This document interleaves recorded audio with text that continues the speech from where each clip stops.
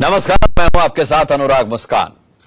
प्रधानमंत्री नरेंद्र मोदी अमेरिका के San Jose में धूम मचाने के बाद अब न्यूयॉर्क में हैं। कुछ ही देर में राष्ट्रपति बराक ओबामा से उनकी मुलाकात होने वाली है। लेकिन भारत में मोदी के दौरे पर कूटनीतिक बहस की बजाय राजनीतिक विवाद ज्यादा छिड़ा हुआ है। विपक्ष आरोप लगा रहा है कि विदेश दौरे में भी प्रधानमंत्री राजनीति कर रहे हैं। आखिर मोदी के विदेश दौरे पर विवाद की असलियत क्या है? क्या प्रधानमंत्री के लिए विदेश दौरे में सच बोलना मना है? आज इसी सवाल पर कर लेते हैं बड़ी बहस। लेकिन मार्केटिंग का जमाना है, कूटनीतिक मोर्चे पर भी मार्केटिंग बहुत मायने रखती है। प्रधानमंत्री नरेंद्र मोदी फिलहाल अमेरिका के दौरे पर हैं। वो पूरा जोर भी लगा रहे हैं ताकि दुनिया ये समझ सके कि भारत अब पहले जैसा नहीं है, भारत अब बदल रहा है। और इसी खातिर उन्होंने सेंट जोस के सेप सेंटर में भारतीय मूल के लोगों के बीच भाषण दिया। उन्होंने बरसों से अमेरिका में बसे लोगों को बताया कि अब हिंदुस्तान भ्रष्टाचार मुक्त हो रहा है। उनकी ये बात विपक्ष के नेताओं को बड़ी बुरी लगी। कांग्रेस ने तो मोदी के खिलाफ हल्ला ही बोल दिया कि वो विदेश दौरे में भी राजनीति कर रहे हैं। ये सवाल भी उठाया जा रहा है कि आखिर मोदी के रॉकस्टार वाले अंदाज का शो किसके पैसे से हो रहा है। अब यह बड़ी बहस का मुद्दा है कि अमेरिका में मोदी के भाषण पर विवाद क्यों? क्या विदेश दौरे में प्रधानमंत्री का सच बोलना भी मना है?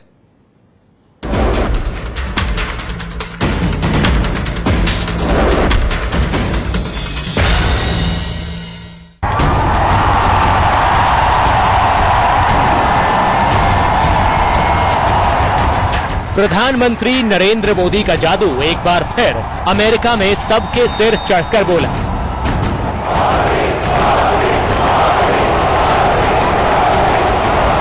फेसबुक, गूगल और माइक्रोसॉफ्ट जैसी बड़ी कंपनियों में जाकर मोदी ने डिजिटल इंडिया का मंत्र समझाया और ये बताया कि भारत में इन कंपनियों के लिए संभावनाएं क्या है। मैं खुद, आप में से कई लोग होंगे शायद नरेंद्र मोदी ऐप पर गए होंगे।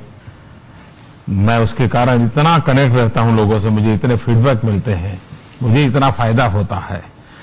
तो ये डेमोक्रेसी की एक बहुत बड़ी ताकत बन गया है, ये टेक्नोलॉजी का ताकत। फेसबुक के संस्थापक मार्क जकरबर्ग के सवाल पर मोदी जज्बाती भी हुए। कल्पना कर सकते हैं कि एक मां ने So you can imagine what a mother had to do. अपने बच्चों को बड़ा करने के लिए। And I think that is why this is the biggest contribution in anyone's life, the role the mother plays. San Jose के SAP में Modi America में बसे भारतीय मूल के लोगों के बीच थे, इसीलिए उन्होंने पुराने और नए भारत का फर्क भी समझाया। बेटे ने 250 करोड़ बनाया, बेटी ने 500 करोड़ बनाया। ये सुनने को मिलता है कि नहीं मिलता है? ये सुन करके कान पक गए कि नहीं पक गए? देश निराश हो गया कि नहीं हो गया? अमेरिका में लोग मोदी की बातों से गदगद दिखे, लेकिन भारत में मोदी विरोधियों को ये सब ठीक नहीं लगा। कांग्रेस ने इस बात पर ऐतराज जताया कि प्रधानमंत्री विदेश दौरों पर घरेलू राजनीति के मुद्दे क्यों उठा रहे हैं। बाहर की जमीन पर अपने देश की बदनामी करना और अपने से पहले वाले जितने भी लोगों का योगदान रहा हो, संघर्ष रहा हो देश के लिए, उनको अपमानित करना, कोसना, उससे बेहतर है कि आप जाके लौटकर ये सूची जारी करें, तो शायद देश उसको पढ़ पाएगा और आपसे कुछ प्रश्न कर पाएगा। प्रधानमंत्री को विदेश में जाकर के अपने देश की विपक्षी पार्टी के नेताओं के बारे में टिप्पणी नहीं करना चाहिए। फिर तो ये भी प्रश्न उठ जाएगा कि प्रधानमंत्री जी अपनी मां के साथ क्यों नहीं रहते। मुझे लगता है कि पहले हम मेक इंडिया करें, हम पहले देश को बनाएं।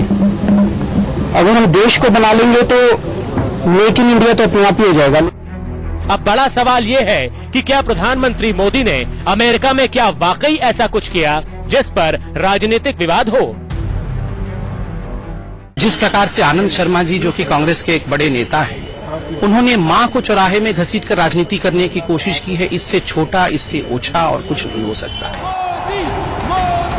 प्रधानमंत्री मोदी के विदेश दौरों पर पहले भी विपक्ष ये आरोप लगा चुका है कि वो विदेश में भी ऐसे बयान देते हैं मानो देश में चुनावी रैली को संबोधित कर रहे हों। आयरलैंड में तो हम ये कर सकते हैं, लेकिन हिंदुस्तान में ऐसा कुछ करते तो पता नहीं।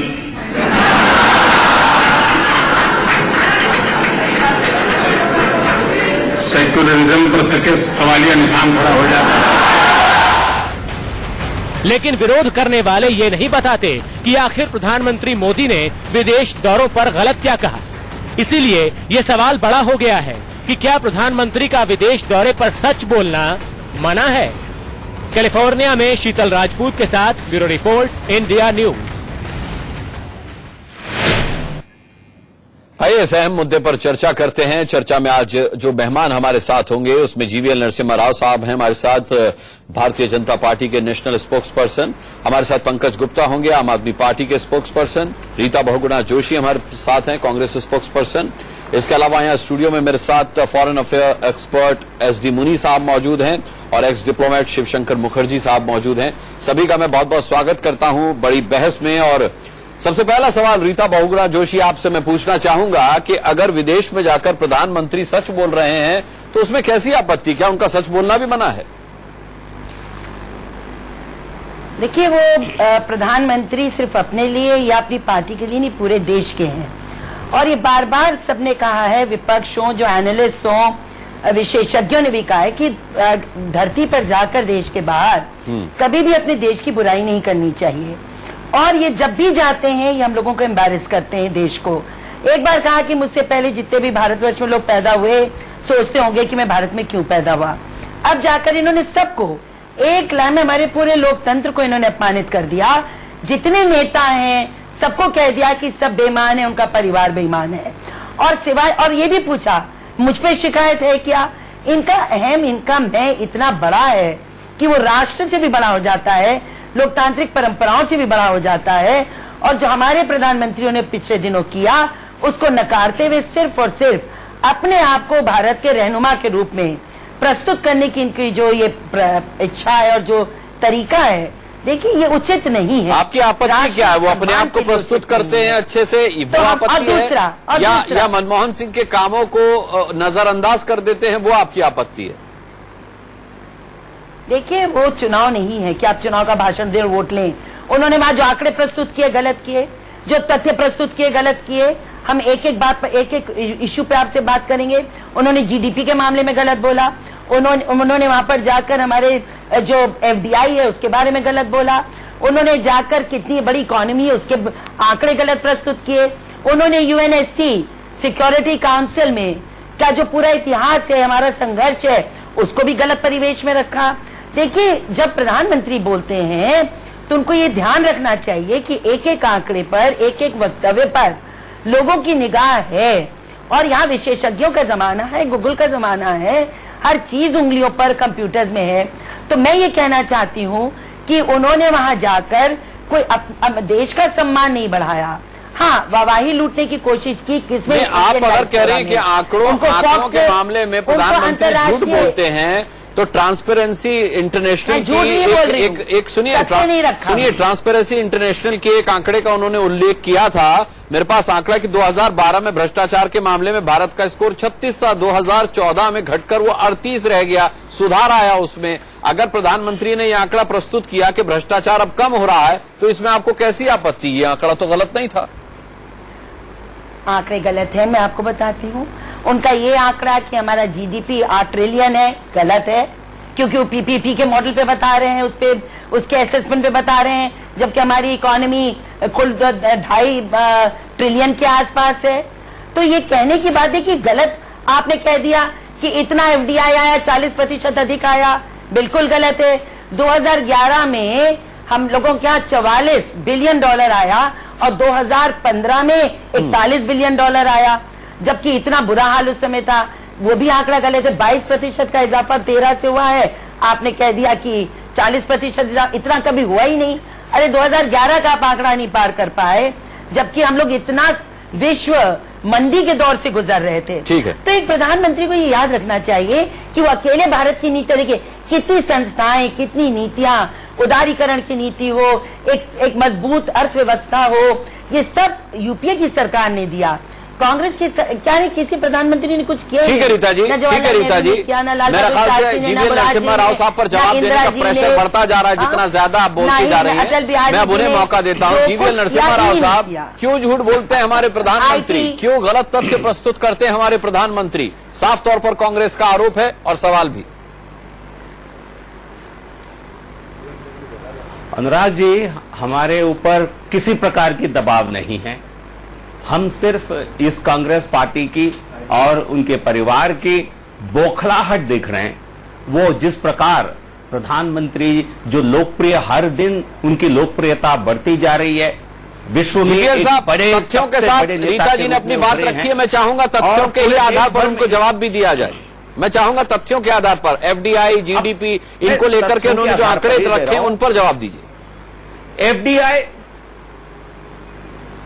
एफडीआई ये खुद मान रहे हैं, ये गोल पोस्ट चेंज नहीं कर सकते हैं। ये रीता बहू ना भाषण नहीं दे रही है।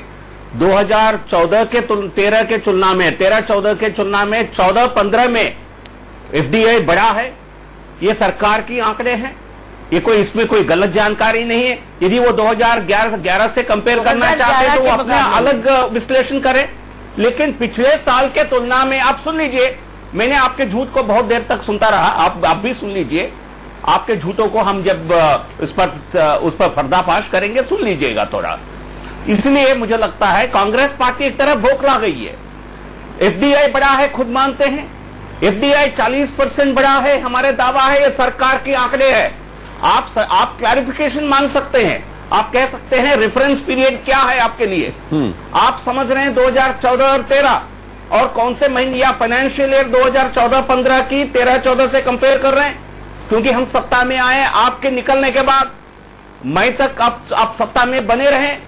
तो इसलिए बिना समझे इस प्रकार की झूठे आंकड़े लेकर के प्रधानमंत्री जी को गलत साबित करना, ये आपकी बौखलाहट को दर्शाता है। ठीक है रीता जी मैं आऊंगा आपके पास, मैं आऊंगा आपके पास इसका जवाब लेने के लिए। 8 ट्रिलियन डॉलर की जो प्रधानमंत्री जी ने बात किया है, ये प्रोजेक्शन है। 8 ट्रिलियन डॉलर की प्रोजेक्शन है, उससे बढ़कर हम 20 ट्रिलियन डॉलर तक पहुंचना चाहते हैं। ये प्रधानमंत्री जी एक प्रोजेक्शन की बात कर रहे थे। ये हाल ही की न्यूज़पेपर में आंकड़े दिए हुए हैं। आप उनके भाषण को रिपीट करिए। देखिए प्रोजेक्शन की बात है कि उन्होंने कहा, सकता हूं 8 ट्रिलियन राव जी, उन्होंने कहा आज मेरी इकोनॉमी 8 ट्रिलियन डॉलर है। ये बिल्कुल प्रोजेक्शन है, इसके बारे में जानकारी दिया गया। आप बोल रहे हैं प्रोजेक्शन। आप देखिए, उन्होंने प्रोजेक्शन की बात नहीं करी। हम हर दिन आपके बयानों के आप रिप्ले करिए ना उनका बयान। जिस प्रकार की उनके भाषण को रिप्ले करिए। ठीक है, चलिए मैं लौटूंगा आप दोनों ही के पास। पंकज गुप्ता के पास चलते हैं। ठीक है रीता जी, जीवीएल साहब मैं लौटूंगा आपके पास। पंकज गुप्ता, ट्रांसपेरेंसी इंटरनेशनल की जिस रिपोर्ट का, उनके तथ्यों का जो हवाला प्रधानमंत्री ने दिया कि 2012 के मुकाबले 2014 में भ्रष्टाचार कम हुआ और लगातार हिंदुस्तान से भ्रष्टाचार कम हो रहा है, इस पर आपको यानी आम आदमी पार्टी को सबसे ज्यादा आपत्ति थी, क्यों?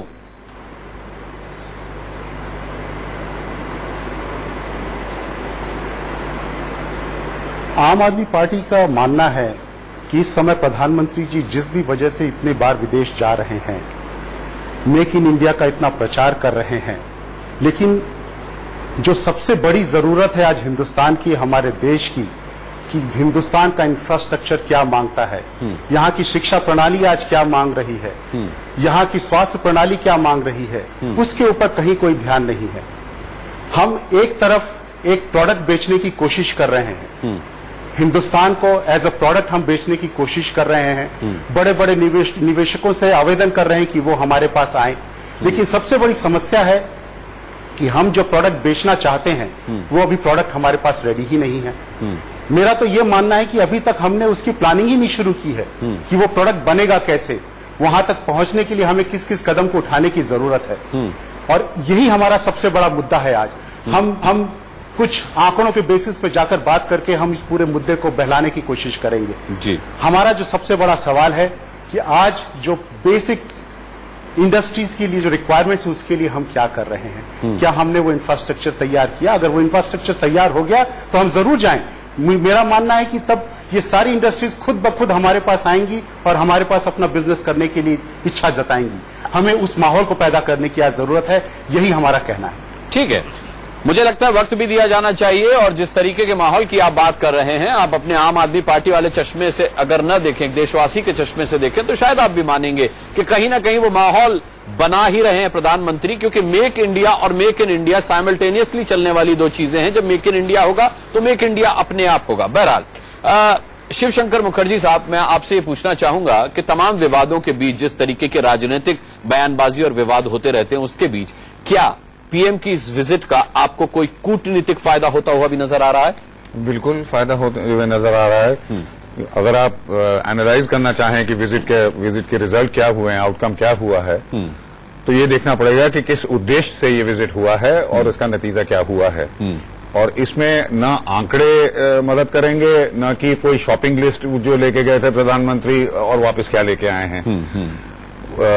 पॉलिटिकल उद्देश्य कुछ थे, मल्टीलैटरल, यूएन का जो इशू था, G4 जो 2006 में हेड ऑफ गवर्नमेंट के लेवल पे मिली थी, उसके बाद 9 साल नहीं मिली है, वो और भी उनका लैक क्लस्टर ढीला सा हो गया था, जो ओवरऑल अटेम्प्ट था उनका परमानेंट सीट सिक्योरिटी काउंसिल में, जो कि मुझे लगता है बहुत साल लगेंगे, इतना आसान नहीं है।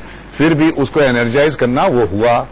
यूनाइटेड नेशंस के साथ जो इंटरेक्शन करना था, बायलैटरल मीटिंग्स जो बहुत इंपॉर्टेंट थे वो हुए। अभी जो यूएस प्रेसिडेंट के साथ जो मीटिंग होगा, जिसमें एक इंटेलिजेंस शेयरिंग का नेक्स्ट स्टेप जो है, वो जो सिग्नेचर होगा, वो हमारे लिए एंटी काउंटर टेररिज्म के लिए बहुत ही इंपॉर्टेंट है। एक तो वो हो गया पॉलिटिकल साइड। इकोनॉमिक साइड पे एक देखिए, मैं ये जो आम आदमी के जो पैनलिस्ट थे उन्होंने जो कहा, मैं उससे सहमत हूं, लेकिन उसमें थोड़ा जोड़ना चाहता हूं। ये डिबेट हमेशा चलता है, आज भी और पहले भी। नंबर 1 कि आप यू आर सेलिंग इंडिया, आप एक प्रोडक्ट को बेच रहे हैं, लेकिन कुछ भी प्रोडक्ट को आप बेचिए तो एक तो प्रोडक्ट की क्वालिटी देखना होता है और दूसरा उसको मार्केट करना होता है, और ये साथ साथ चल सकता है। और भारत की अगर आप स्थिति को देखें तो ये नहीं है कि हमको पूरा इंफ्रास्ट्रक्चर, सारे पॉलिसी रिफॉर्म्स तय करके, कंप्लीट करके उसके बाद हम भारत को मार्केटिंग करेंगे, ऐसा तो हो नहीं सकता, हम पीछे रह जाएंगे। और ये भी नहीं हो सकता कि हम सिर्फ मार्केटिंग किए जाएं और अपना प्रोडक्ट क्वालिटी, अपने पॉलिसी रिफॉर्म्स वगैरह, ये साथ साथ चलेगा। ये हमारे सरकार की रिस्पांसिबिलिटी है, हमारे जितने इंस्टीट्यूशंस है उसका रिस्पांसिबिलिटी है कि पैरेलल वे में ये साथ साथ चलें, एक दूसरे के लिए वेट नहीं कर सकता। तो मैं तो कहूंगा जिस उद्देश्य को लेकर प्रधानमंत्री गए थे, पॉलिटिकल, इकोनॉमिक, ये जो सीईओ के साथ इंटरैक्शन, वेस्ट कोस्ट में जाके जो डिजिटल इंडिया का जो विजन है, जो मैं कहता हूं इंडस्ट्रियल रेवोल्यूशन के बाद जो आज दुनिया में रेवोल्यूशन है, जो बहुत ही इंपॉर्टेंट है, वो ये डिजिटल रेवोल्यूशन है, ये सभी मानते हैं। दुनिया बिल्कुल बदल रहा है और इसमें हमें शामिल होना है, आगे बढ़ना है। तो इन क्राइटेरियन के हिसाब से मैं कहूंगा जिस उद्देश्य को लेके गए थे, काफी हद तक उसमें सफल रहे। एसडी मुनी साहब, आप भी किसी पॉलिटिकल पार्टी से नहीं हैं, आप विदेश मामलों के जानकार हैं, क्या आप सहमत हैं मुखर्जी साहब की बातों से? हाँ, बिल्कुल, ब्रॉडली मैं बिल्कुल सहमत हूँ एम्बेसडर मुखर्जी से। इसके साथ ये भी बात कहना चाहता हूँ कि हमारे देश में भी और बाहर भी कुछ लोगों ने ये मुद्दा उठाया है कि भारत को यूनाइटेड नेशंस में सिक्योरिटी काउंसिल के लिए इतनी ज्यादा जिद्दोजहद करने की जरूरत नहीं है, लेकिन मैं उस बात से नहीं मानता हूँ। वो ये कहते हैं कि जैसे खुद यशवंत सिन्हा ने, जो बीजेपी के हैं, उन्होंने एक वक्तव्य दिया कि हम G20 में एक्टिव हैं, हम और बहुत सारे काम यूनाइटेड नेशन सिक्योरिटी काउंसिल से दूर रहकर कर सकते हैं, लेकिन यूनाइटेड नेशन सिक्योरिटी काउंसिल में क्यों नहीं हमको जाना चाहिए? जो भारत जितना बड़ा देश है, चीन जितना बड़ा देश है, जो वहाँ का ढांचा 1945 के बाद में बना हुआ है, वो बिल्कुल खरखरा गया है और इसलिए उसको तब्दीली की बहुत जरूरत है।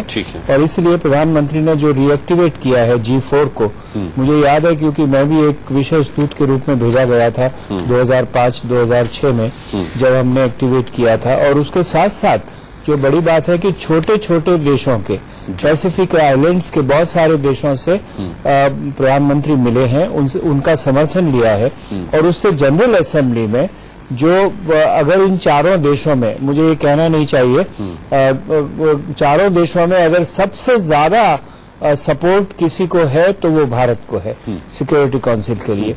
इसलिए इसको पुख्ता करना, इस कॉन्स्टिट्यूएंसी को स्टेबलाइज करना बहुत जरूरी है। दूसरा ये भी है, देखिए अब वो ओबामा साहब से मिलेंगे, मैं समझता हूं अगर ओबामा साहब ठीक समझे तो वो आपस में बातचीत होगी कि ओबामा ने प्रेसिडेंट सी की विजिट का क्या असेसमेंट किया, क्योंकि प्रेसिडेंट सी की विजिट इस वक्त जो अमेरिका में हुई है वो उस समय के बाद हुई है जब उनकी आर्थिक व्यवस्था कुछ चरमराने लगी है, उनको लगा है कि प्रॉब्लम्स आ गई है। जो शी का क्लाउड पहले था उसमें कुछ न कुछ डेंट आया है कहीं पर। तो क्या असेसमेंट है कि चीन की इकोनॉमी कैसे बढ़ेगी? मैं ये इसलिए कह रहा हूं कि मोदी जी ने अभी कहा था, सेंट जोसेफ में भी कहा था कि 21st सेंचुरी एशिया की सेंचुरी नहीं होगी, भारत की सेंचुरी होगी। उसका स्पष्ट संदेश ये जाता है क्योंकि एशिया की सेंचुरी चीन बात कर रहा है उसकी, और ये मानता है कि वो चीन डोमिनेट करके एशिया का ढांचा बदलेगा, उसको आगे बढ़ाएगा। मोदी जी ने ये कहना शुरू किया है कि चीन से ज्यादा भारत की साख मजबूत है और हम लोग एशिया का क्या रूप रंग होगा उसको नापने की, उसको बनाने की, शेप करने की कोशिश करेंगे। इतनी बड़े मुद्दे हैं। अगर एक्स डिप्लोमेट को लगता है कि वाकई में कूटनीतिक स्तर पर मोदी साहब जो है दुनिया फतेह करने निकले हैं, उसकी कोशिशों में उन्हें कामयाबी भी मिल रही है, अगर विदेश मामलों के जानकार को लगता है कि उनका हर दौरा सफलता के लिहाज से काफी हद तक गिनाया जा सकता है, तो फिर क्यों पॉलिटिकल पार्टीज जो विरोधी हैं, जो विपक्ष हैं, उस पर निशाना साधते हैं? क्या इसमें मोदी साहब की ही कहीं कोई कमी है? जीवीएल नरसिम्हा राव से मैं ये सवाल पूछूंगा, एक छोटे से ब्रेक है। और अब सवाल जीवीएल नरसिम्हा राव साहब आपसे। जीवीएल नरसिम्हा राव साहब, जिस तरीके से प्रधानमंत्री मोदी जो है वो जापान गए थे, वहां पीएम को गीता भेंट करने की बात पर उन्होंने कहा था कि मेरे यहां पर हिंदुस्तान में अब इस पर बहस छिड़ जाएगी। आयरलैंड वो गए, संस्कृत के श्लोकों के साथ उनका स्वागत हुआ तो उन्होंने कहा कि अब हिंदुस्तान में सेक्युलरिज्म पर बहस छिड़ जाएगी। अमेरिका में उन्होंने कहा कि बेटी, बेटा और दामाद करोड़ों कमाते थे, भ्रष्टाचार होता था, अब ऐसा नहीं होता। आपको नहीं लगता कि विदेशी दौरों पर घरेलू राजनीति की चर्चा करके मोदी अपने ही अचीवमेंट को छोटा कर देते हैं? बिल्कुल ऐसा नहीं है अनुराग, बिकॉज वो किससे बात कर रहे हैं?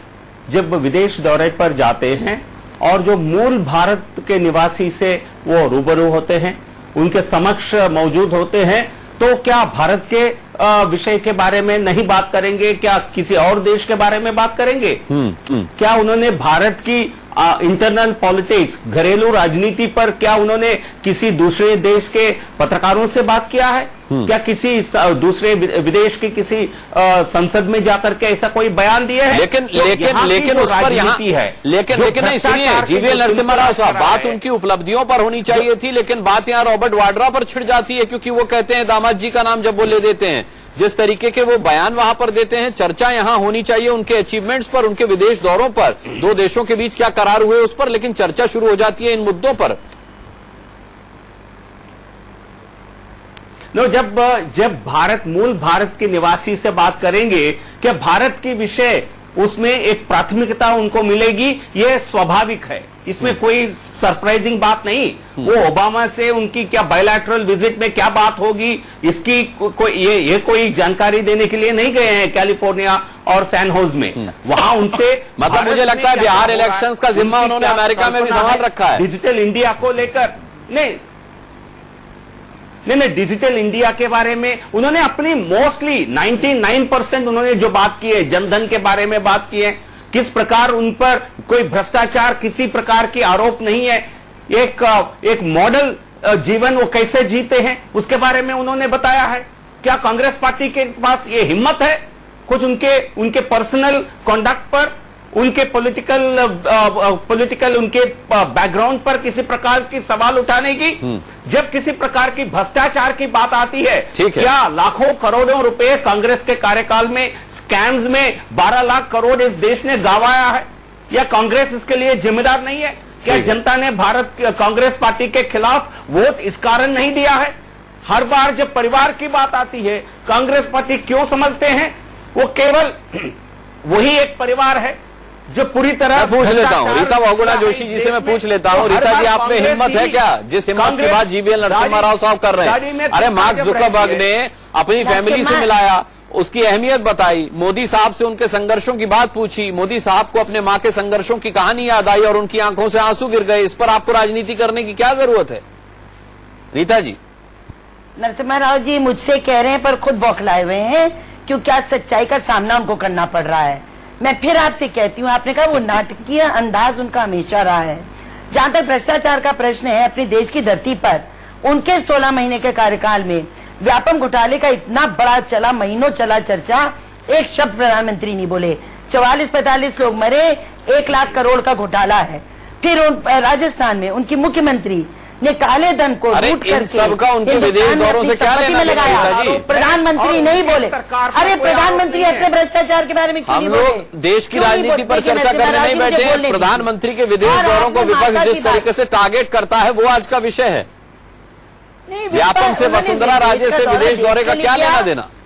उन्होंने विदेश का दौरा देश के लिए किया कि अंतर्राष्ट्रीय राजनीति के लिए किया?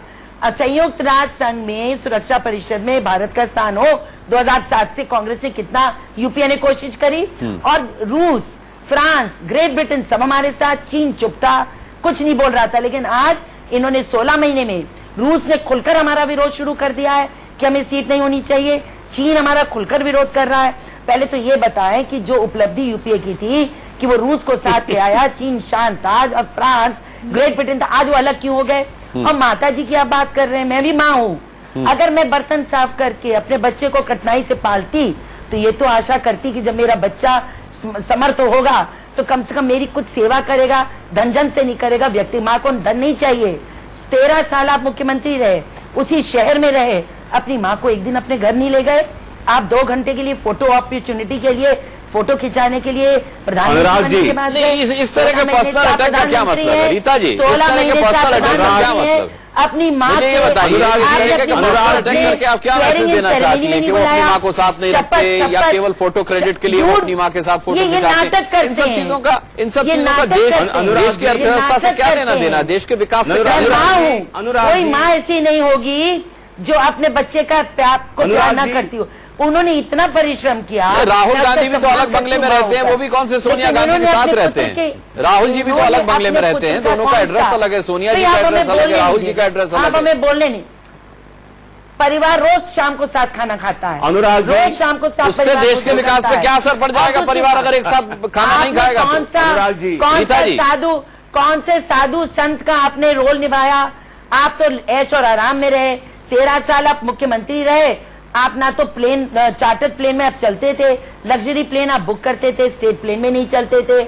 आप नॉर्मल वो कहाँ दावा कहाँ कर रहे? साधु संत होने का दावा उन्होंने कब किया भाई? रीता जी नाटक क्यों करते हैं? ठीक है, जीवीएल नरसिम्हा राव साहब की कहाँ इन्होंने परवाह करी? जीवीएल नरसिम्हा राव साहब आपको जवाब देना चाह रहे हैं। जीवीएल छोटा सा जवाब दे दीजिए, फिर मैं आगे बढ़ता हूँ। डिबेट केवल आप दोनों के बीच में और भी मेहमान है, मैं जवाब देता हूँ।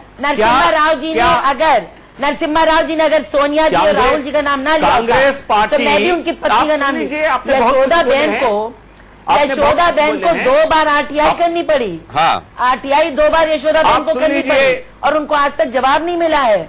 ये किस महिला सशक्तिकरण? अनुराग जी, न पत्नी के प्रति फर्ज, न अपने माँ के प्रति फर्ज निभाया। आंसू बहाने से क्या होता है? ठीक है रीता जी, ठीक है। अब जीवीएल साहब का जवाब ले लीजिए, अब जीवीएल साहब का जवाब ले लीजिए। अभी सुनने दीजिए, या अभी सुनने का हिम्मत तो रखें। देखिए, कुछ नेता ऐसा होते हैं, बहुत ही कम लोग होते हैं मोदी जी जैसे, जो सादगी का जीवन जीते हैं और अपने परिवार का छाया तक अपने राजनीतिक पॉलिटिकल पावर पर पड़ने नहीं देते हैं। और कुछ परिवार ऐसे होते हैं आपके नेत्री और नेता की तरह, जो अपने परिवार के अलावा कुछ सोच ही नहीं सकते हैं। बेटा, बेटी, दामाद, पिता, लग रहा है डिबेट परिवारवाद पर ज्यादा फोकस हो रही है। इसके अलावा डिबेट परिवारवाद पर ज्यादा फोकस हो रही है और कुछ ठीक है। जरूरी नहीं है कि इन सब बातों का जवाब देते हुए डिबेट को आगे बढ़ाया जाए। हम असली मुद्दे से बाहर जाएंगे, बाहर नहीं देख सकती है। पंकज गुप्ता जी, इन्होंने नाम क्यों लिया हमारे नेताओं का? चले ठीक है, आपने भी तो दे दिया नाम उनकी माता जी को, आप भी तो डिबेट पे ले आई। चलिए ठीक है। पंकज गुप्ता जी, सेंट जोस के सब सेंटर में मोदी जी राष्ट्राध्यक्षों को संबोधित नहीं कर रहे थे, वो प्रवासी भारतीयों को संबोधित कर रहे थे। अपमान कर रहे हैं। साहब शांत हो जाइए। मेरा सवाल पंकज गुप्ता जी के लिए है। तो देश के लोगों के बीच अगर प्रधानमंत्री देश की राजनीति की बात करते हैं तो इसमें बुरा क्या है? क्या विदेश में बसे भारतीयों को अगर देश की राजनीति की सच्चाई बताई जाए तो उस पर भी आप लोग उनको घेरेंगे? क्या उसको भी आप लोग गलत ठहराएंगे? पंकज गुप्ता जी।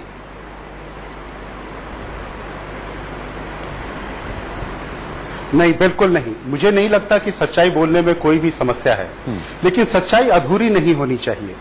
अगर सच्चाई बताते समय प्रधानमंत्री जी बाहर विदेश में दौरा करते समय कांग्रेस के भ्रष्टाचार का खुलासा कर रहे हैं, जो कि ठीक है, अगर वो करना चाहते हैं, ये उनकी मर्यादा अगर कहती है वो करना चाहते हैं तो जरूर करें, लेकिन साथ में जो अगर ऐसा करते हैं तो क्या उनका ये कर्तव्य नहीं बनता कि बीजेपी के राज्यों में जो भ्रष्टाचार हो रहा है उसके बारे में भी चर्चा करें? क्या वो वहां पे एक बीजेपी के प्रधानमंत्री बनकर गए हैं या कि एक देश के प्रधानमंत्री बनकर गए हैं? अगर वो वहां पर भ्रष्टाचार की बात नहीं करना चाहते अपने राज्यों की, लेकिन सिर्फ कांग्रेस की करना चाहते हैं तो उनकी मर्जी। क्या वो वहां पे जाके ये सच्चाई बताने को तैयार है कि आज हमारी सड़कों की क्या दशा है, हमारे स्कूलों की क्या दशा है, क्या हमारे अस्पतालों की क्या दशा है? सच्चाई अधूरी जब हो तब कई सवाल खड़े होते हैं। नहीं, अगर वो मेक इन इंडिया के हमारा सवाल वो पंकज जी अगर वो मेक इन इंडिया के जरिए बात पूरी करें, प्रवासी भारतीयों को ये कह रहे हैं कि लोगों के पास पैसा होता है, वो लगाना नहीं जानते, उन्हें एड्रेस नहीं पता होता, मैं एड्रेस बता रहा हूं, तो इन्हीं स्थितियों को तो सुधारने के लिए वो निवेश को आमंत्रण दे रहे हैं। आपको नहीं लगता? नहीं, मेरे ख्याल से यहाँ पे मैं थोड़ा सा आपसे डिसएग्री करता हूं। मैं ये कहना चाहता हूं कि आप निवेशकों को यहाँ बुला रहे हैं यहाँ बिजनेस करने के लिए, वो यहाँ आकर आपकी परिस्थितियां सुधारने के लिए कभी नहीं आना चाहेंगे। परिस्थितियां सुधारना, देश में विदेशों से निवेशकों को बुलाना, ये हमारी जिम्मेदारी है और उस जिम्मेदारी को पूरा करने के लिए हमें बहुत सारा काम करने की जरूरत है। अगर कोई हम जाके किसी को ये कहें कि आओ और मेरी सड़क सुधारो, आओ और मेरा अस्पताल सुधारो, मुझे नहीं लगता कि ऐसा कुछ भी होने वाला है। आपने कुछ देर पहले मुझसे ये कहा था कि आप आम आदमी पार्टी के चश्मे से इस चीज को देख रहे हैं, लेकिन मेरा यह मानना है कि आम आदमी पार्टी का जो चश्मा है उस चश्मे से हमें देश की दशा दिखती है, उस चश्मे से हमें आम आदमी की आज क्या दुर्दशा है वो दिखती है, और उसी चश्मे से हम उनके समाधानों को भी निकालने की कोशिश करते हैं। अगर इतना दूर जाने की जरूरत नहीं है, आपके पास दिल्ली है, आप दिल्ली सुधारिए, आप दिल्ली को एक मॉडल बनाकर पेश कर सकते हैं। दिल्ली में आप ये न मत कहिए कि प्रधानमंत्री मोदी जो है वो देश से अलग समझते हैं दिल्ली को। बिल्कुल, हम तो उसी के लिए काम कर रहे हैं। बिल्कुल बिल्कुल, चलिए इसी के ऊपर चलिए। सेक्युलरिज्म के बयान की हमने बात की थी जब संस्कृत के श्लोक पढ़े गए थे आयरलैंड में, और प्रधानमंत्री मोदी साहब ने सेक्युलरिज्म पर एक डिबेट हो जाएगी अब इंडिया के अंदर, यह कहकर विवाद खड़ा कर दिया था। एक बार ये सुन लेते हैं कि वहां पे प्रधानमंत्री ने क्या कहा था, उसके बाद एक ब्रेक लेंगे और ब्रेक के बाद इस डिबेट को आगे बढ़ाएंगे। ये खुशी की बात है, आयरलैंड में तो हम ये कर सकते हैं, लेकिन हिंदुस्तान में ऐसा कुछ करते तो पता नहीं।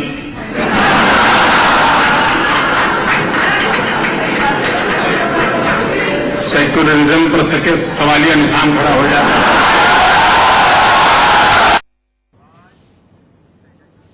इसीलिए मैंने कहा कि शायद विदेश जाकर के प्रधानमंत्री मोदी बिहार इलेक्शंस की भी कमान अपने हाथों में संभाले हुए हैं। सीधे मैं शिवशंकर मुखर्जी साहब आपसे ये सवाल पूछना चाहूंगा कि अगले साल अमेरिका में राष्ट्रपति के चुनाव होने वाले हैं, ओबामा को अब लेम डक प्रेसिडेंट कहा जाने लगा है, क्या कुछ सिग्निफिकेंट निकल पाएगा इस मुलाकात से आज जो होने वाली है? देखिए जी, लेम डक का जो सवाल है, मैं इसमें थोड़ा माइनॉरिटी में हूं। सभी कहते हैं जो सेकंड टर्म में यूएस प्रेसिडेंट आखिरी में एक लेम डक होता है, क्योंकि उतना इन्फ्लुएंस उनका नहीं होता, सारी दुनिया जानती है, उनके खुद अमेरिकन जानते हैं कि यह बदलने वाले हैं। मेरे ख्याल से बिल्कुल उल्टा कभी कभी हो सकता है। जब वो सेकंड टर्म में होते हैं वो अच्छी तरह जानते हैं कि मुझे अब चुनाव के बारे में फिक्र नहीं है, पार्टी के बारे में है, लेकिन खुद के लिए उनको वो डिस्ट्रैक्शन नहीं है। और ये जो मीटिंग है काउंटर टेररिज्म इंटेलिजेंस शेयरिंग के हिसाब से बहुत इंपॉर्टेंट है। देखिए, अमेरिका का जो इंटेलिजेंस है सबसे आगे है टेक्नोलॉजिकली और वगैरह, और उसमें सिर्फ 4 और देश हैं जो ऑटोमेटिकली वो इंटेलिजेंस शेयर करते हैं, कनाडा, ऑस्ट्रेलिया, न्यूजीलैंड और यूके। हम उसमें शामिल नहीं हैं। आज जो मीटिंग है और उसमें क्या कहते हैं 30 देशों का एक सेकंड कंसेंट्रिक सर्कल है, उसमें भारत शामिल होगा और उसमें से हमें बहुत लाभ होना चाहिए। बाकी अब अमेरिकन प्रेसिडेंट और इंडियन प्राइम मिनिस्टर जब मिल रहे हैं तो दूसरी बात है, मल्टीलैटरल और बायलैटरल भी डिस्कशन होंगी। एक दूसरे का जो डिस्कशन होगा वो हमारे अंडरस्टैंडिंग के लिए, और अमेरिका के प्रेसिडेंट को भारतवर्ष के जो करंट इश्यूज हैं, जो पॉलिसीज हैं, किस तरह से हम देख रहे हैं, ये तो हाईएस्ट लेवल पे जब इंटरेक्शन होता है बहुत ही इंपॉर्टेंट होता है। तो इसमें कोई शक नहीं है कि ये बहुत ही इंपॉर्टेंट मीटिंग है और इसमें क्या कहते हैं, बहुत इंपॉर्टेंट सब्जेक्ट डिस्कस किए जाएंगे। एसडी मुनी साहब, यूनाइटेड नेशंस की जनरल असेंबली को इस बार मोदी साहब संबोधित नहीं करेंगे और पाकिस्तान का रवैया बेहद आक्रामक है। नवाज शरीफ साहब के हमने तेवर देखे हैं, वो कहते हैं कि भाई मैं यूनाइटेड नेशंस में सीज फायर वायलेशन का और कश्मीर का मुद्दा उठाऊंगा। क्या इनिशिएट नहीं करना चाहिए था मोदी साहब को कि जनरल असेंबली को संबोधित करते और पाकिस्तान को करारा जवाब देते? देखिए, पाकिस्तान को जवाब देने के लिए यूनाइटेड नेशंस में जाना जरूरी नहीं है। दूसरी बात, लेकिन उनको तो रोना भी होता है तो वहां जाते हैं ना। पाकिस्तान के लिए और विकल्प नहीं है ना। पाकिस्तान की जो कुलबुलाहट है वो इसलिए भी है कि भारत का अंतर्राष्ट्रीय सम्मान बढ़ रहा है और आर्थिक दृष्टिकोण से भारत ज्यादा सशक्त हो रहा है, जिसका जवाब पाकिस्तान के पास है नहीं। दूसरी बात, नवाज शरीफ साहब जो बोलते हैं आधे से ज्यादा उनके ऊपर दबाव रहता है कि उनको क्या बोलना है, खासतौर से कश्मीर पर और भारत को लेकर। तो ये वो उन्होंने कहा, हमने उसका जवाब दे दिया, उसका कोई माने नहीं है। उससे न नीति पे फर्क पड़ता है न वास्तविक स्थिति पे फर्क पड़ता है। एक बात और मैं जो एम्बेसडर मुखर्जी ने कहा उसको आगे बढ़ाऊं कि जो लेम डक की बात आप कर रहे हैं, जब प्रेसिडेंट्स मिलते हैं तो सिस्टम्स की बात होती है। प्रेसिडेंट जो बोलेंगे, जो कहेंगे, जो वादा करेंगे, उनके पीछे सारी व्यवस्था का समर्थन है। पेंटागन है, स्टेट डिपार्टमेंट है, कॉमर्स डिपार्टमेंट है, इंटेलिजेंस एजेंसीज है, सब है। और दूसरी बात, जहां तक भारत का सवाल है, अमेरिका में भारत एक बाईपार्टीजन कंसेंसस के रूप में उभर कर आ गया है। तो ये फर्क नहीं पड़ता है कि चाहे डेमोक्रेटिक सरकार रहे या रिपब्लिकन सरकार रहे, कौन प्रेसिडेंट आएगा कौन नहीं आएगा कोई नहीं जानता अभी तक। तो उसका एक जो मूलभूत नीतियां हैं उसके ऊपर मैं नहीं समझता हूं कि कोई उसमें शंका करनी चाहिए। और ये अच्छा है, एक मैसेज बहुत बड़ा ये गया कि देखिए पिछले एक साल में ये भारत और अमेरिका की तीसरी समिट है जी, कि प्रधानमंत्री और राष्ट्रपति तीसरी बार मिल रहे हैं, जो और देशों के साथ नहीं हुआ है आमतौर से। इसलिए अच्छा है, बातचीत होनी चाहिए एक दूसरे की। जो ठीक है मुनी साहब और मुखर्जी साहब, अगर आपके हिसाब से संभावनाओं के दरवाजे खुल रहे हैं, उपलब्धियों का मार्ग प्रशस्त हो रहा है, बावजूद इसके अगर प्रधानमंत्री ने तिरंगे पर हस्ताक्षर क्यों कर दिए, उन्होंने रॉबर्ट वाड्रा पर घुमा करके निशाना क्यों मारा, या फिर उन्होंने सेक्युलरिज्म की बात वहां से क्यों की, अगर इन्हीं मुद्दों पर यहां राजनीतिक पार्टियां विपक्ष विरोधी चर्चा करते रहेंगे तो ये देशवासियों के लिए एक दुर्भाग्यपूर्ण स्थिति है कि दो देशों के बीच में किस तरीके के करार और किस तरीके के विकास के मार्ग प्रशस्त हो रहे हैं उससे वो अनभिज्ञ हैं। क्योंकि चर्चा इस विषय पर हो रही है कि घरेलू राजनीति के मुद्दे पर प्रधानमंत्री ने वहां क्या बोला। अब ये भारतीय जनता पार्टी को, प्रधानमंत्री को खुद तय करना है कि क्या प्रधानमंत्री को विदेश जाकर के अपने इस तरीके के जो लोकल जेस्चर से उन पर कंट्रोल करना चाहिए, इस बात का प्रचार प्रसार ज्यादा होना चाहिए कि दो देशों के बीच क्या हो रहा है, भारत के लिए विकास और अर्थव्यवस्था सुदृढ़ होने के दरवाजे किस तरीके से खुल रहे हैं, ये सीधे सीधे प्रधानमंत्री का ही नजरिया होगा। बहरहाल बड़ी बहस में आज के लिए इतना ही।